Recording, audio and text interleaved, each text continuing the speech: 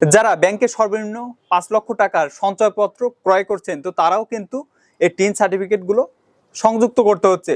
তো ব্যাংক থেকে আপনাকে ঠিকই বলবে যে টিন সার্টিফিকেট প্রয়োজন, তো টিন সার্টিফিকেট এখানে সংযুক্ত করতে হবে। আপনি টিন সার্টিফিকেট তৈরি করলেন, এর পরবর্তীতে দেখা যাবে যে টিন সার্টিফিকেট তৈরি করার পরে যে আপনাকে প্রতি বছর রিটার্ন দিতে হবে, এই সম্পর্কে কিন্তু অনেকেই অবগত না। তো বিশেষ করে যারা সারা জীবন কিছু অর্থ জমিয়ে ব্যাংকে একটি সঞ্চয়পত্র কিনতে যান অথবা ব্যাংকে ফিক্সড ভাবে টাকাটি রাখতে যান, ঠিক ওই মুহূর্তে কিন্তু আপনাকে টিন সার্টিফিকেট গুলো তারা তৈরি করতে বলে। তো যার ফলে আপনি কিন্তু আইনের বেড়াজালে ফেসে যাবেন। তো অবশ্যই সতর্ক হন যারা ব্যাংকে কিংবা অন্যান্য কাজে যারা টিন সার্টিফিকেট তৈরি করেছেন, তো তাদেরকে অবশ্যই কিন্তু প্রতি বছর রিটার্ন দাখিল করতে হবে।